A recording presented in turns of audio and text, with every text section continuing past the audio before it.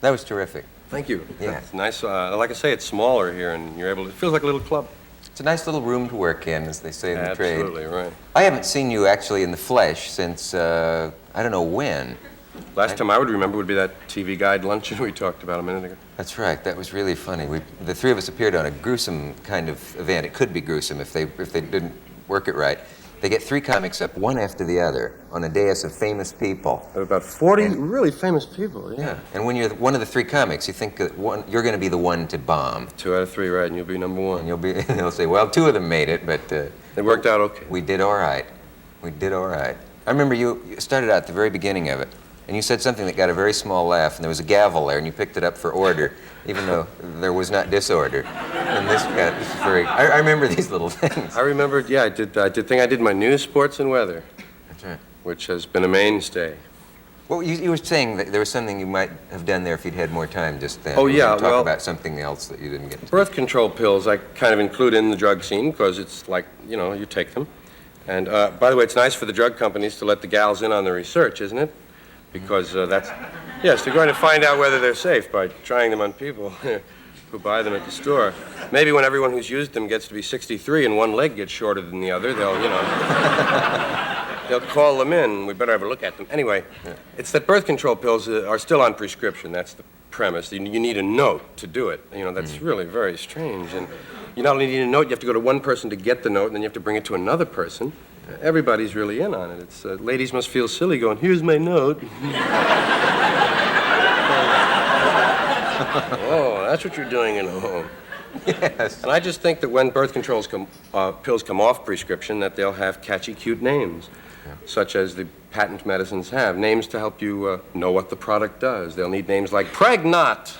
Not. And Embryo. Here's one for the gals. Nary a carry. Nay, family way. Mom bomb. Here's a real man's product. Inconceivable.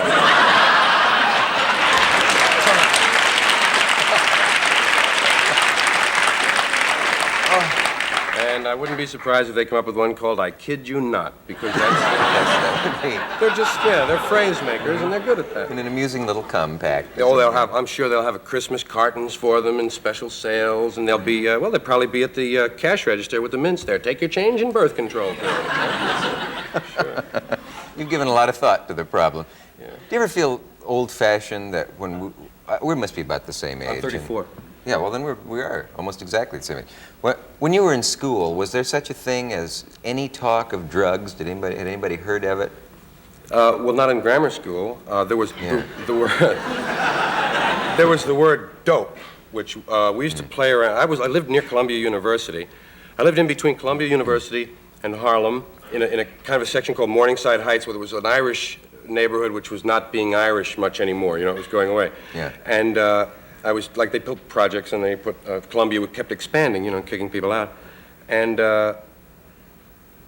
because of that fact, we used to play in where Columbia's Pupin laboratories would throw out all their garbage. It was a great place to play because there was all this chemical stuff and laboratory equipment and stuff they didn't want. And our mothers always told us, don't ever take anything that's there because they'll be dope. And we just knew that word dope. Dope, yeah. That's all I grew up with. But then in high school, even in the 50s, in the early 50s, in 52, I got into grass at 14. It was partly because of the neighborhood. 14? Yeah. I mean, that was the first time I had any. I didn't really keep any around then. Yeah. But, well, how did it come about? One of the guys first in school, one of the guys in high school, first year or second year, got into it a little and then came back to the neighborhood, and then we discovered it was also in our neighborhood, which we hadn't noticed. And we began to, dabble, fool around, use a little on the weekends, you know. And most of the guys who tried it stopped, you know, for various reasons later. Some guys kept some. Out of 30 guys in the neighborhood, there's probably only 3 that still bother with grass at all. It depends on your lifestyle, I think. Yeah, that's interesting. I did a show on this the other night, and I know, one of the I men didn't from see the it, but I've heard a lot commission of it. was here, and the enormous number of people who just lost interest in it. Sure. Just lose interest in it. Because it is, you know, just like what it is. There's nothing, well, there are arguments you can make about it. Yeah, If- and and it's apparently, for- and it is very bad for certain people. They established that, but not apparently not for most. But there are a few people who have. I found a lot of people have psychotic, used it as a tool. I mean, if there's a way to use it and just get high and just go out and, I mean, you know, just like lie back and listen to things maybe and just goof centrally, but there's other ways to get high and do something. You get high and clean the closet. You get high and make a list of what you have to do next week. I mean, there's ways to use it to get yourself together. A lot of people would attest to that. I don't know anybody who claims they can do any good work from it, though. I mean, any writer who claims that he can really write with it, or anybody. I don't think you could write on it, but I think that if you were a writer, that getting high on it from time to time could have an effect on your writing, a positive effect on your writing.